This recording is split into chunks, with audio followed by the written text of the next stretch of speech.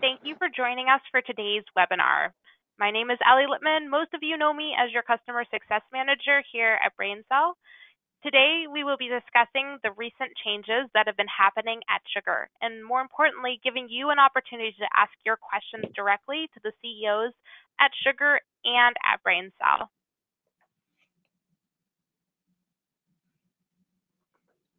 Before we dive in, let's take care of a couple housekeeping items. We'll kick things off with a Q&A between our two CEOs, but then we're going to open up the floor to all of you to get your questions answered. You can either wait till the open mic portion of the presentation and raise your hand, where we'll unmute you and let you use your microphone, or you can ask your questions at any time during the presentation. Simply type them into the question box in the control panel, and I'll make sure that they get asked on your behalf. Additionally, this session's being recorded, and we will share it with you via email. You can expect it in your inbox likely tomorrow morning. Okay, so let me welcome our CEOs. As I mentioned, we are joined today by Craig Charlton, the CEO of Sugar, and Jim Ward, the CEO of BrainSell. Thank you both so much for being here today. I'm really excited to give our customers access to both of you. Now, Jim, I'm going to turn it over to you to kick off the CEO Q&A. Hey, thanks, Allie. Everybody hear me okay here? I can hear you fine. Okay, perfect. I want to welcome Craig Charlton. He's CEO of Sugar. I want to tell you that we're very fortunate to have a CEO of a fairly large software company join us and speak to our customer base. Thanks, Craig. Say hello to everybody. Yeah, a pleasure, Jim. And if I can just echo those thoughts, I want to thank everyone online for actually being customers of ours. I sincerely appreciate that. And probably the favorite part of my role is actually spending time with customers. So albeit we're not physically spending time, it's great to be able to have a chat with the customers and have a bit of interaction and obviously answer any important questions that they want to ask. And I will apologize in advance for the Aussie accent. Sometimes Jim mimics me. I'll try and speak very slowly because I get told that I do speak too quickly. So I'll try and keep the tempo at a pace that people can understand me. And I promise today to try not to mimic you. So, Thanks, hey, so Craig, thanks again for being here. Again, it's very unusual to be able to get a CEO to speak to folks from a major vendor, and I know you make yourself very available to everybody. We've been doing this for over 10 years with Sugar. It's been a fantastic partnership, and for that we thank the Sugar organization. But so we have a series of questions because you've got a lot of things happening at Sugar. 10 years ago, CRM, or even longer ago, I've been doing this for 25 years, Craig, and CRM, or in the beginning stages, was called contact management or Salesforce automation, and it was really a Rolodex with some features and functionalities. But look at you today, really what's happening and how dynamic Sugar is today. So I guess the first question I have for you is, over the last 3 to 6 months, a lot of things have happened. And can you tell us a little bit about the changes and how the acquisitions will impact our customers? Yeah, for sure. And likewise, Jim, my history stems back to those days of those early contact management systems as well. So I've enjoyed being involved in technology and seeing the multitude of different ways that can actually help our customers. So I suppose how the change is going to affect our customers, I sincerely hope very positively would be the summary. There's a lot has changed with Sugar. We clocked up our 15th anniversary this year. Obviously, my tenure at Sugar has only been about 8 or 9 months now. So it's still, relatively early days, but we got new investors back in July of last year, and that really opened up a broad opportunity for Sugar to really expand its footprint. And, prior to the new investors, it would be true to say that Sugar was relatively capital constrained. In layman's terms, we didn't have a lot of money that we could spend on acquisitions. So we saw lots of acquisitions that ideally would have been great for our customers and just didn't have the financial wherewithal to execute on those. So having the new investors on board has enabled us to go and write some checks and to buy some businesses that, you know, in our assessment are really, really beneficial for our customers. And we've done 3 so far this year. Expect to see quite a few more. I was hoping to have 5 done by the end of the year. But the reality out there in the market at the moment is there's some really cool technology, and there's a lot of movement in terms of different technology assets. And we want to find assets that we believe can really add, you know, a distinct value to our customers, provide them a compelling competitive advantage to their competitors. So it's been an interesting few months. We've obviously done a lot from an organic development perspective as well with SugarCRM. We've bought the 3 new products, Connect, Sugar Market, and Sugar Discover, and I'm super excited about all of those individually.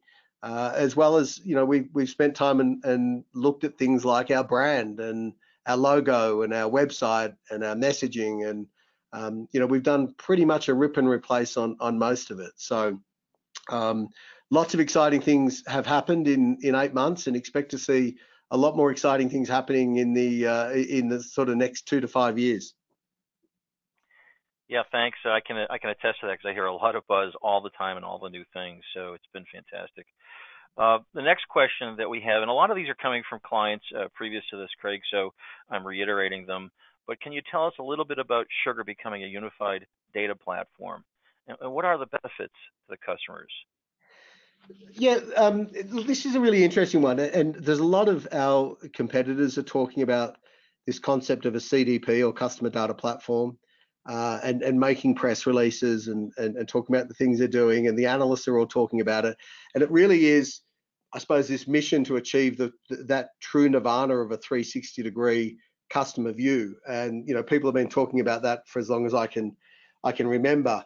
Our customer data platform, what we're calling the Intelligent Customer Experience Platform, is a little bit different, and there's a number of things driving this. But you know, as a many times CRM user in both sales roles, but also in you know, senior executive roles, there's a number of things that I always found that was frustrating about CRM, and our mission is to try and fix those, you know, call them the holy grail items. So the customer experience platform, in very simple terms, the aim is to pull all of the information, aggregate all of the customer data from all of our customers' internal systems, be they email, ERP, messaging, whatever else, to pull them all into one central repository and to unify that data. So obviously they're coming in different formats to create one unified data schema. So basically all of the data looks the same. But the really important piece that you know, we've identified, and this happened pre me coming on board, I can't possibly lay claim to this. The guys have been working on it for about 2 to 3 years, but it is incorporating a time element into the customer data platform, so that every single thing that happens in any of your customer experience applications is reflected in a uniform way, but is time and date stamped. And why is that important for customers? Well, I know this firsthand. CRM solutions are very, very good about telling you the state of the nation today. So what do things look like now? What they're really bad at doing is telling you what's evolved over time. And if you don't have that time element, then it's very, very difficult to identify anomalies. It's very difficult to provide predictions. It's very difficult to provide any sort of forecasting or to identify trends.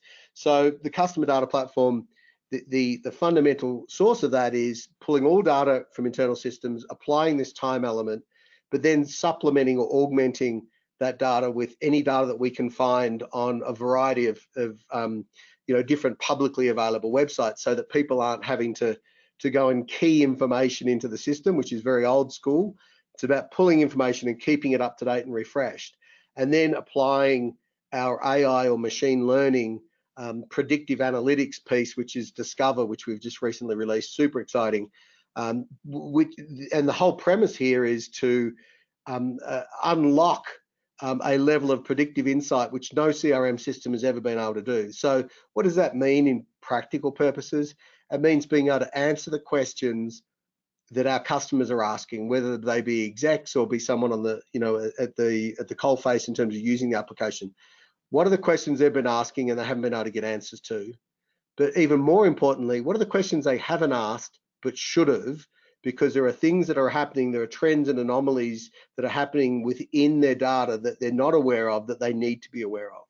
So those two elements in terms of the predictive insight, but also then being able to, at a very practical level, start guiding our people in terms of what's the next best action you should take. Be it you know, a salesperson or a customer service person or a marketing person, what is it you should be working on to get, you know, deliver maximum value back to the business? So essentially that's the whole premise of this intelligent customer experience platform. And you know, it does truly deliver on both the 360-degree view, but also this critical time aware component that we know none of our competitors can do. Right. You know, it makes me think when we're doing a pipeline or a forecast review, we can do the here and now. But oftentimes I'm interested in seeing, well, what was previous year's year-to-date forecast? How did it look then? Is that what we mean by the time? Sorry, Jim, and I was going to say, and how would our current quarter look if we essentially inherited the same trends based on all those attributes on all the individual opportunities that we may be tracking? What would it look like if I assumed that it's going to be the same as the same quarter last year, etc.? I mean, those are the sort of questions I've always asked and haven't been able to get answers to. Yeah, it's super important because, you know, we can look at our financials, our profit and loss, and those are historical documents. It's too late. It's already happened. But really the concept here, I think, that you're suggesting is not only can we do comparisons based on timeline, but with the acquisition of Corvana, which is your Discover product, I think that's based on. Correct. We're going to be able to get insights, predictive insights before it's too late. Is that right? That's exactly right. That's exactly right. And the Corvana product that we purchased back in June, July, the executives who were the genesis of that company have done this before. So they were the brains behind Pentaho, and they've done a number of other you know, really serious, at the time, leading edge BI companies. This is the next generation of predictive analytics, which you know, we were very, very fortunate to be able to write a check and get them into the family. Yeah, no, I agree. And I saw Rich Daly's background, and that comes with Pentaho background, significant analytics background. That was a super acquisition. So on to the next question. One of the things, you know, we've talked about is the utilization of Amazon Web Services, or otherwise known as AWS. So why AWS, and what kind of infrastructure investments are you making to support this endeavor with AWS? Yeah, look, it's a good one. AWS, I mean, everyone pretty much knows Amazon and AWS. They're the biggest, according to all the analysts, in this space. And my understanding is sort of bigger than the next 14 competitors combined or something. So obviously being a provider of SaaS solutions, both on premise and in the cloud, when you're providing something in the cloud, you need to figure out who's going to host that. And, you know, at its most basic level, whose tin is going to be holding that data, those databases. And Sugar's not naive enough to think that we could do a better job than one of the mainstream providers, be it AWS, you know, Microsoft, Google, etc., in terms of being able to host our customers' data. And, you know, in these day and age where you've got you know, unprecedented level of hackers out there trying to get at your data, ultimately, if we were running this internally, regardless of what expertise we had, I wouldn't be able to sleep at night. So we needed to choose someone who was the best of the best, and we chose AWS. And we know that a number of our competitors, in fact, even the biggest player in the CRM space in town, actually still decides to host it internally. And I find that surprising.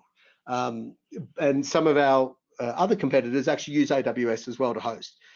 But the hosting piece, albeit it helps me sleep at night, and I know that, you know, my customers' data is super secure, and it has, you know, every compliance box ticked, and, you know, the best security, best redundancy, best disaster recovery in the world. That really gives us probably about 15% of the value we get from AWS. So AWS is innovating at an incredible rate, and In fact, the number that we saw was that they're averaging a 40% increase in new AWS features and services every single year. So, we made the decision not just to host the data in AWS, but to double down our bet on AWS. And by that, I mean, AWS has, thousands of PhD engineers who are 100% focused on creating the most amazing cloud infrastructure the world's ever seen. Now, we could spend our finite development resources developing all of the plumbing that we need in order to get our applications out to market. But I don't see any value in that, and neither should our customers. That plumbing already exists and is being delivered by, the best of the best in terms of AWS. So why wouldn't we leverage that? And so that's the decision we've taken. So we already use 34 different services from AWS, which enable us to move at a really, really rapid pace. And what our customers care about, and this is what I think our customers care about, is they want us to deliver the best customer experience applications in the marketplace.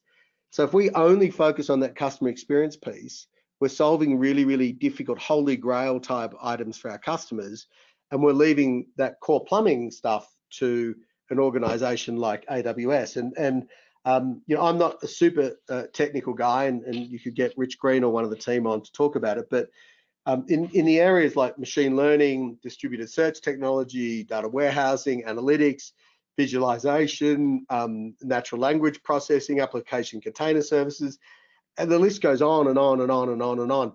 AWS is delivering all of this, and Sugar, by virtue of the fact that we've doubled down our bet on AWS, is we're leveraging all of that. So what you're going to see is the pace of innovation, the pace at which we can bring market-leading innovation to our customers is going to increase and increase and increase, because they're continuing to increase that pace of their innovation, and we're leveraging everything that we possibly can. So, what we see is all of our competitors have pretty much made a bet against AWS, and we think that's a really silly bet. We're very, very happy to have doubled down our investment on AWS, and you're going to see the pace of innovation coming out of Sugar in the areas that matter to our customers is going to be continuing to increase. Yeah, it makes total sense. They are best of breed. Why reinvent the wheel when that's not the wheel you're really focused on? Yeah, and the beauty, Jim, is if we decide at some point in time that Microsoft Azure had a service we wanted to tap into, or Google or IBM, with Watson or whatever else, nothing stops us from doing that. So the fact that all of that core plumbing we're using AWS doesn't mean that we're locking ourselves away from playing nicely with others. And if there are other technologies that we want to avail ourselves of for the benefit of our customers, we can move really, really quickly. And one of the classic things with AWS is they're everywhere. We had feedback from our European customers and Canadian customers, in fact, that they're not happy with their data being stored somewhere else. And so in Europe, we had it in Ireland. Obviously, North America was North America, was the US. So the feedback was, from a data sovereignty perspective, we would prefer it to be in Canada and somewhere in continental EMEA. And within 2 weeks, we had a German instance and a Canadian instance spun up. If we were doing that ourselves, I mean, that would have taken months, if not years, to actually get done. So we're very confident that we've made the right choice in that regard. Yeah, I agree with you. I think it's a great move. On to our next question. One of the things that I have always historically heard is that sometimes the users or the salespeople who use CRM, and of course there's many types of users, they don't want to use it. They feel as though there's a sort of a managerial reason for having it. But this idea of no-touch information management, I think, really speaks to the user.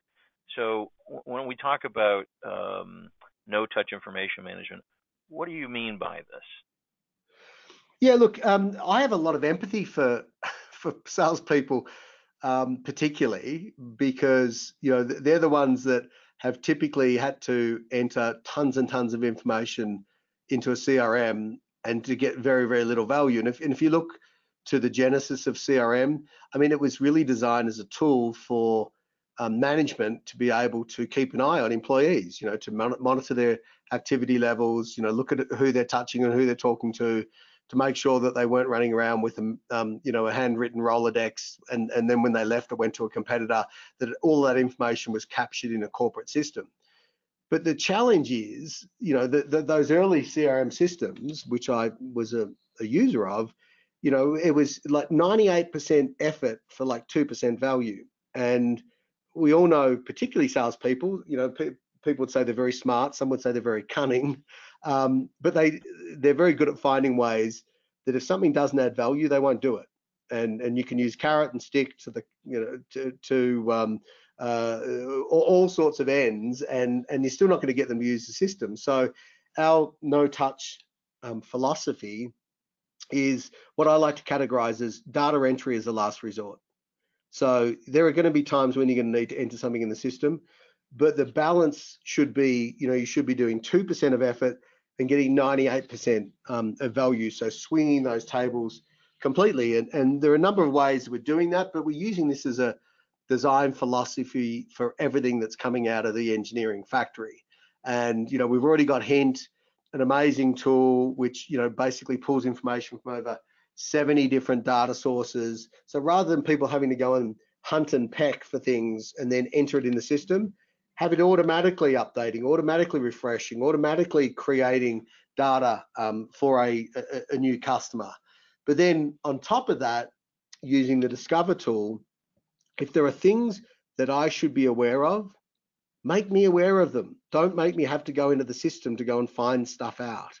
So whether it's, an important change at a big customer account, or whether it's, one of those examples that I was talking about before, an answer to a question that I hadn't asked, but I should have asked because it's really, really important, to be able to provide that sort of information proactively via my mobile or via my desktop should be irrelevant. But, feeding information, so having the system feed information to the point where everyone who interacts with the system sees it as being an indispensable part of getting their job done rather than the burden, and not having people having to be tethered to a notebook or tethered to their device entering information, actually feeding them information proactively. So that's the concept behind no touch. Very simply, data entry is a last resort. Let's make people as productive as we possibly can and give them as much time as possible spent doing important tasks, things like interacting with customers as opposed to admin.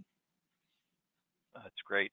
We believe in that so much that we have also added RPA to our service offerings, which is robotics process automation. So anything that is a consistent, admin style need for adding information, a bot can do it. So I buy into this entirely. I think it's great. Excellent. Now, we've seen Sugar differentiating itself from other customer relationship management products in the marketplace by identifying as really a customer experience platform. Can you tell me more about that? What does that mean to you? Look, this is more for the marketing and analyst folks. CRM is a category, customer experience is a broader category, and it's a more contemporary category. So we're trying to, with the expansion of the portfolio, with the continuing evolution of the company, we fit more in a bracket which is defined as customer experience rather than CRM, which is a little bit old school. So it's incorporating all of the elements around things like customer journey. It's obviously the Discover, it's Sugar Market, plus it's opening up the door for further acquisitions as we find technology and assets that we believe will benefit our customers. So it's just a more broader portfolio term or industry term. Yeah, I think it goes to the point of that omni-channel feel, right? You've got Sugar Serve, one way to talk to the customers. You've got Sugar Market, a proactive outbound and marketing scoring system, landing pages, and then you have Sugar Sell. So that omni-channel concept, I think, is being reinforced here. Yeah. So I guess that brings me to another question, which is, I guess, there's a number out there that says there's 200 customer relationship management tools in the market today.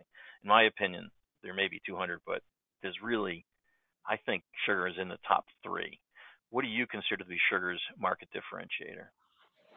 Well, look, and we spent some time with this just after I first joined, and I was fortunate that I inherited a lot of the initiatives that I've already spoken about, which really do set us apart. And you know, when we sat down and asked the company and asked our customers and asked our partners, you know, what are the reasons? And we heard lots of things. You know, the deployment flexibility, for instance, not many vendors offer that. That we have the best mobile application. We've heard that from a number of sources, that we're far more flexible and I don't want to use configurable, if you like, so that, you know, we can mold the application to suit a lot more needs. Where, you know, we have a better user experience. So we heard lots of these things, but they're very difficult to quantify. And we're happy that we heard that information. But, you know, we broke it down into the 3 core elements, which I've already spoken about, so I won't bore your customers. But the intelligent customer experience platform, so answering the questions you couldn't get answered previously or didn't know to ask, as well as providing guidance for everyone who interacts with the system in terms of what they should be working on and next best action. So that's really key, but that is enabled by the time-aware customer experience platform. And we had one of the analysts at our recent customer event, Sugar Connection, said, "I'm amazed none of the competitors have thought of this, and none of the competitors have come to the realization that this is important." For me, as a former user, it was one of the most important things that I just could not get. It doesn't matter what I asked, I couldn't get answers to these questions based on this time-aware piece. So that's number one. The second pillar is the no-touch information management, which is all about maximizing productivity, creating a tool which is a true tool, not a burden, and removing as much as we possibly can any admin and burden from the interaction that our customers have with our tool. And then the continuous cloud innovation. So, you know, we've had a number of customers, even in the last few months, as new customers that have selected us based on what we're doing with AWS, because it tied in with their strategy, and they're leveraging a whole lot of components with AWS. So it just made their journey so much easier. And for customers who don't really care about AWS, what you're going to see is the pace of innovation at Sugar is going to continue to increase. So there are 3 elements which we believe are clear areas of differentiation over and on top of all the other things that, you know, hopefully our customers already love about Sugar. Yeah, great. And I want to challenge our customers out there to, you have Craig on the phone here, be prepared to ask any question you have. He's very open, straightforward, or put it in the chat room. But please ask questions because we want to get all of your questions answered today. I'm moving along here, Craig, to we've talked a lot about Sugar Discover, the insights that it's going to provide to the customers, which is an analytics engine. Is there anything else you want to add about the things it's going to do to help the users, and is there a way for them to try out Sugar Discover? Well, so on the second question, yes, there is. We've got a pilot program, and we'd love to have more customers in the pilot program. So I'd encourage you to get in touch with the BrainSell team and channel that interest across, and we can get that done.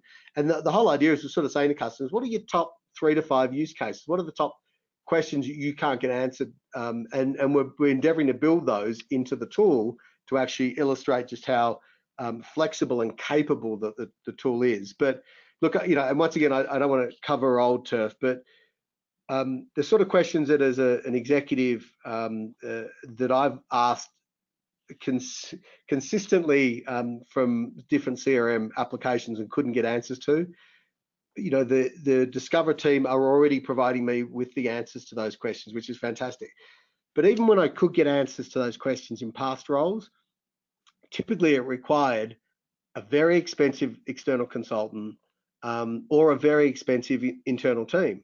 And, you know, anyone who's in that BI type space or predictive analytics space are very, very expensive. And so we know our customer base, which goes from sort of, you know, the very small businesses up to enterprise, anywhere up until that sort of mid-market, they can't really afford to have these dedicated teams of people. So the beauty of Discover is it's plug and play.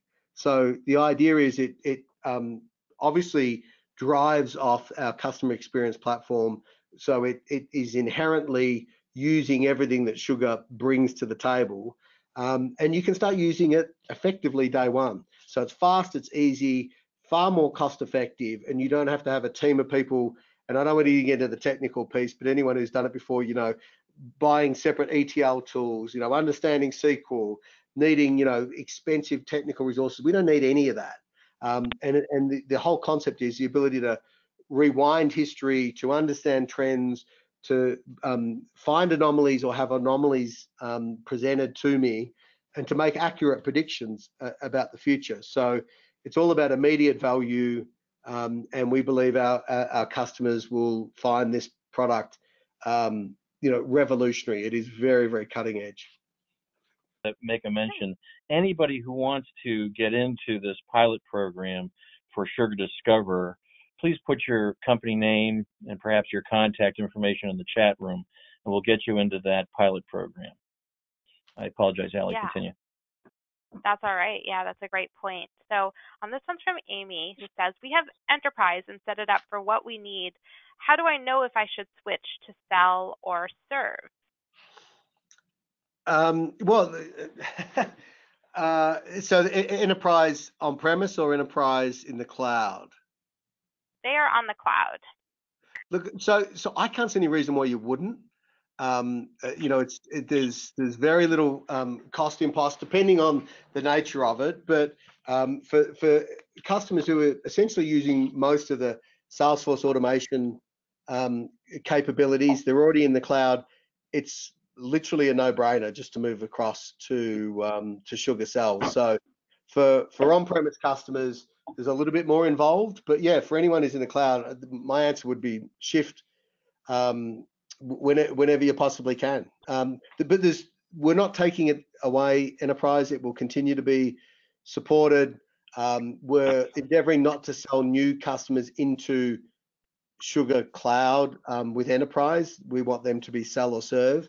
And the difference with enterprise on premise and Sugar Sell and Serve is Sell and Serve are going to innovate at a faster pace, purely because of all of the great content and architecture that AWS is bringing to the fore. So we don't have to keep rebuilding that piece of it. So it's going to enable us to innovate a lot faster. So if you're already in the cloud, long answer I know, but make the move would be my recommendation. Craig, I happen to know that they have a customer service use case for Sugar. Can you tell us a little bit about the difference between Sell and Serve on the cloud? Yeah, well, look, there's a lot of detail around the components of the different modules which are and are not available for each. But you know, essentially, Serve is a massive leap forward from what we had as the Serve capability in enterprise. With the you know, the user cockpit is the best I've ever seen in terms of surfacing everything that a customer service operator needs in one screen. It's brilliant. It really, really is. And you know, we've got the concept of like business centers. So you, particularly if you've got multiple geographies, etc., where you need to be tracking service level agreements, you need to be tracking who's available at what times, and you know, public holidays and all of that sort of complexity has all of that built in. So yeah, Sugar Serve is far more than a case management application, which was more of what enterprise really delivered. Hey, by the way, we've already had 4 people ask for the pilot. Well, that's good. Excellent. The more the merrier. And our next question is about your target market. Do you still think that Sugar is a good fit for small businesses, or are you more of an enterprise play? Where do you really envision Sugar fitting in the marketplace? Well, look, we don't look at size necessarily of businesses and say we're targeting a particular area. We're more about use cases. So what are the things that are really important business issues that you need to solve? And they can be the same from a very micro business up to an enterprise business. So we're focusing more on delivering out these, you know, compelling use cases for all customers across the board. But if I look at our customer base, by far our largest segment by numbers is a small business. So, you know, by a long way, we've got many more small businesses as customers than we do mid or enterprise. But if you look at our revenue across the customers, it's actually very evenly split. So about 30% of our revenue can be categorized as, you know, very small to small businesses. About 40% is mid-market and upper mid-market, and about 30% is enterprise. So we don't want to ignore any of those businesses, because, you know, we believe we've got really good solutions which apply across the spectrum. So yeah, we're not about refocusing in on just enterprise or refocusing in on just small businesses. It's more about what are the things that we need to do to provide our customers a competitive advantage. Great, thank you. I have another question here. It says, we've never had a storage cost until now. Can you tell us about how that works? Well, everyone's had a storage cost in their contract. It just there were some. It was sort of applied in a very ad hoc way. So obviously with AWS, they're an amazing partner of ours, but you know, we pay for storage, and so we have in all of the contracts, depending on whether you're pro or enterprise, etc., you get a pre-allocated amount of storage, and then and for customers that are big and growing, that's great, right? So you sort of only have to pay as you need, as you use it. So we're looking at basically just bringing that direct cost that we're paying out and spreading it across the customers that are actually using it. So essentially, that's it. It's always been in the contract, just hasn't been applied in a uniform way across the entire customer. The upshot. Yeah, no, I think that's a good question. Couple points around that. One, we here at BrainSell, when you call into Allie or support, if there's ways for us to help you reduce your storage, we will give you some suggestions. But if you really look at this, Craig, you guys give, I think, what's the standard size when you give it out in the beginning? Well, that you're testing me now, Jim. There's a different size if you're on Pro to on Enterprise. I can help. It's 15 gigs. Yeah, 15 gigs for Pro and 60 for Cell 60, and that's Enterprise. Right. Yeah. Yep. Yeah, so it's pretty sizable. It's a sizable allocation. Obviously, if you're using Sugar to store lots of documents, etc., which can be contain a lot more space, and then you might consume it. But I mean, the storage charges are quite reasonable. I know we had some customers jump online and say, I had a look at AWS storage and they're nothing like the prices you're charging. You need to be really careful. There are different categories of AWS storage. And if you're using something to store a backup, which you're not interacting with, you can use very slow glacial type storage, which AWS can provide. But if you're using the storage for hosting a live production application, it needs to be super responsive.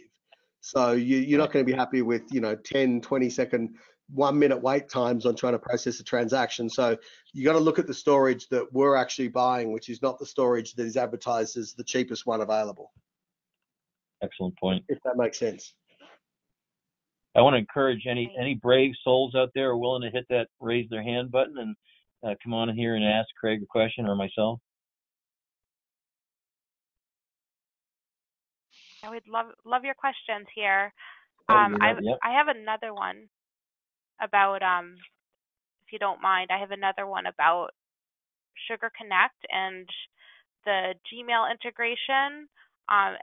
So I've had a couple questions here, and we want to understand why Sugar Connect is not included in the core product and how Sugar Connect is different from the Outlook plugin or CollabSpot Classic. Can you speak a little bit to that? Yeah, look, Sugar Connect is obviously the CollabSpot acquisition, but this is the next generation product that they were already working on when we acquired the business, and we've spent a lot of time and effort and money, obviously, bringing this to the table. It's different in a lot of different ways. It's server side rather than client side, like most email integration, like our Outlook plugin. It is compatible with Office 365 as well as G Suite, can run on Windows or Mac, so very, very different to the Outlook plugin. Can do things like scheduling meetings. It has a meeting scheduling assistant, built in. And there are actually companies out there, their entire reason for existing is just doing that, and they charge for that separately. So it's very much a grown-up enterprise application for not just email integration, but email calendar, etc. And we're looking to continue expanding the capabilities there. So obviously the appointment scheduling, we're going beyond just basic email and calendar integration, planning to add relationship analytics and visualizations, as well as an ability to run micro email campaigns directly from either Outlook or G Suite, similar to sort of the functionality if you think of like an Outreach or a Sales Loft. So lots of other capability we're building in. We're still continuing to support the Outlook plugin. So if that's enough and you don't need to move to Connect, then great. We would encourage that. So I think we're coming up on time. I want to be respectful of your time and the folks here that are listening. I got a few more things, but before we do that, when we were talking about the Connect, will there be the ability for Discover to interact with Connect and perhaps communications to give us a sense of sentiment analysis?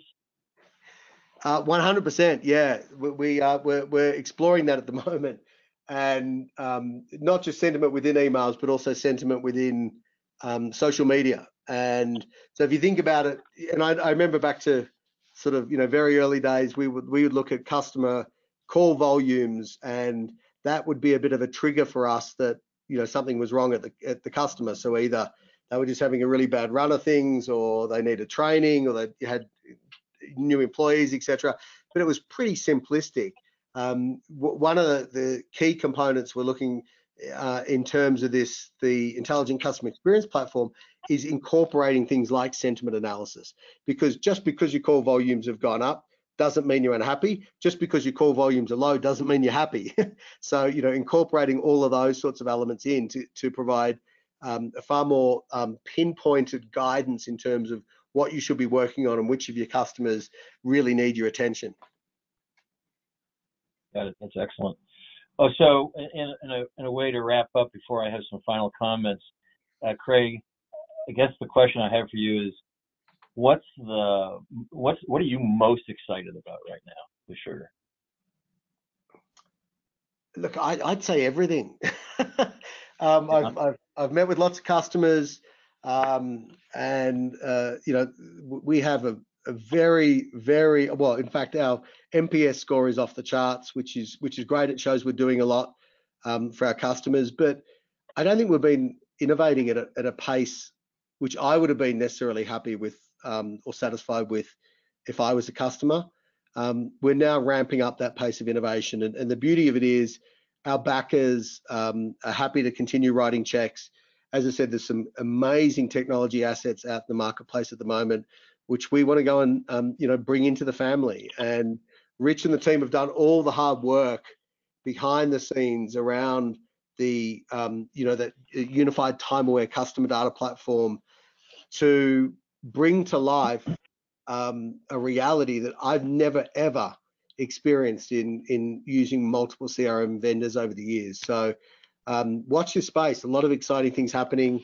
It's only been 8 months. I'm enjoying my time, and there's so much more we can do. And I'd love to get feedback from customers as well. If you think that we're prioritizing the wrong things, or maybe we're missing easy wins, or any other feed, or you might want to provide the feedback we're doing great things. Happy to have that as well. So yeah, I'm super excited about all elements of the journey so far, Jim.